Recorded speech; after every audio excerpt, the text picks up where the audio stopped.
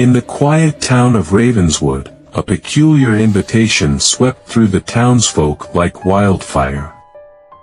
"Come to the old Harrow Manor," it read, "for a night of thrills and secrets revealed." No one knew who sent it, but curiosity gripped the town. Little did they know, it was the beginning of their darkest nightmare. The sky bled hues of crimson as guests approached the desolate mansion. Its creaking gates welcomed them like a predator greeting its prey. Shadows loomed over the group as they hesitantly stepped inside. 10 people entered the grand hall, their breath visible in the unseasonably cold air. Among them were Anna, the journalist, Marcus, the historian, and Evelyn, the skeptic. Each harbored a reason for coming, but none expected the night to unravel as it would. As they gathered, the room plunged into darkness. A deep, echoing voice greeted them. "Welcome. To leave, uncover the truth. Fail, and the shadows will consume you." The group tried to leave, but every door was bolted shut. Marcus examined the locks, declaring them ancient and unyielding. Fear began to creep in. Evelyn's eyes locked onto a portrait of a sinister man with hollow eyes. Beneath it, a plaque read, "Beware the master of shadows. He watches, and he waits." A chill ran through her. A loud creak echoed as a bookshelf slid open, revealing a secret passage. Against their better judgment, they entered, finding an old journal filled with cryptic entries about a shadow entity. The passageway led to a corridor where whispers filled the air. "Leave while you can," the disembodied voices murmured. No one could identify the source.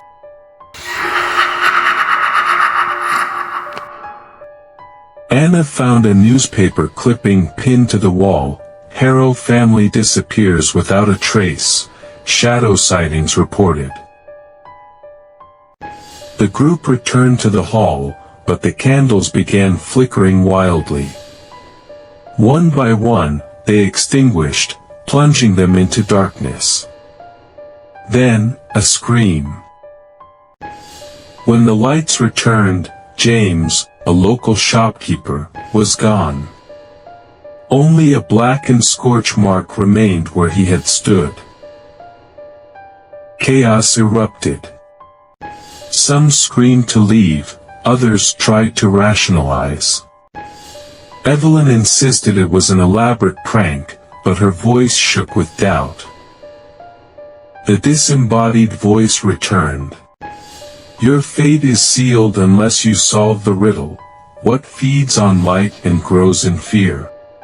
They entered the dining room, where a lavish feast awaited. Marcus noticed the food had symbols carved into it, glyphs tied to warding rituals. A dagger lay on the table with a note, "Sacrifice nourishes the shadow." Debate broke out, none dared touch it. Marcus believed the shadow fed on their fear. "We must confront it, not flee," he declared. The group was skeptical. The hallway stretched impossibly long as they tried to move forward. Doors disappeared, replaced by walls of shadow. They entered a room filled with mirrors reflecting distorted, grotesque versions of themselves. Anna smashed one, unleashing a shadow that nearly consumed her.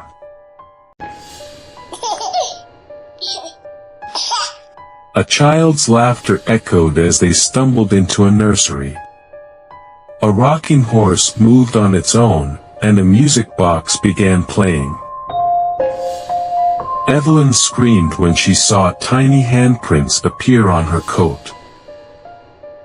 A shadowy tendril snatched Sarah, a schoolteacher, dragging her into the darkness as she cried for help. Her scream ended abruptly. With two gone, the group grew desperate. Marcus insisted they focus on solving the riddle, but doubt clouded their minds. Anna found a hidden compartment in the library. Inside was a map of the manor and the word light scrawled across it. Anna found a hidden compartment in the library. Inside was a map of the manor and the word light scrawled across it. The map led to the basement. It reeked of decay, and bones littered the floor. The group found an altar smeared with dried blood. The shadow descended, its monstrous form larger than life. The torch flickered as it lunged.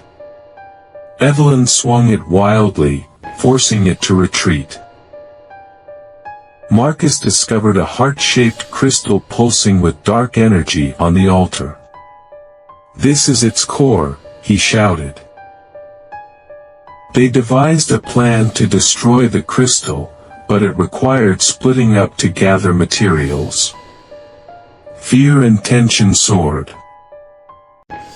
Anna braved the attic, finding candles and matches. The floor groaned ominously beneath her feet. Evelyn found holy water in a chapel but was cornered by the shadow. She threw the bottle, dousing it, but paid with her life. With materials in hand, the survivors returned to the altar. The shadow reappeared, enraged and more powerful. Marcus recited an incantation from the journal while Anna and Gareth created a ring of light around the crystal. The shadow attacked relentlessly, its tendrils breaking through the light barrier. With a final swing, Gareth smashed the crystal. The shadow let out a deafening roar as its form disintegrated. The ground shook as the manor began to crumble. The survivors sprinted toward the exit. Anna and Marcus escaped as the manor collapsed into a void of darkness. Gareth didn't make it. Anna and Marcus escaped as the manor collapsed into a void of darkness. Gareth didn't make it. A memorial was held for those who didn't return. Anna and Marcus shared their tale, ensuring no one would forget. As Anna walked home, she noticed her shadow flickering unnaturally under the streetlights. She froze. Marcus researched the entity, warning Anna that it might still be tethered to her. She dismissed it as paranoia. One night, Anna awoke to whispers and found her room engulfed in darkness. The shadow loomed, whispering. Summoning all her courage, Anna lit every candle in her home, forcing the shadow to retreat. Marcus returned with a binding spell. Together, they sealed the shadow in an ancient artifact. The artifact was buried in a consecrated ground. Marcus vowed to watch over it, ensuring the shadow never rose again. Ravenswood began to recover. Though scars remained, hope was reborn. Beneath the consecrated soil, the shadow stirred faintly. Its whispers promised it would return, for shadows are eternal.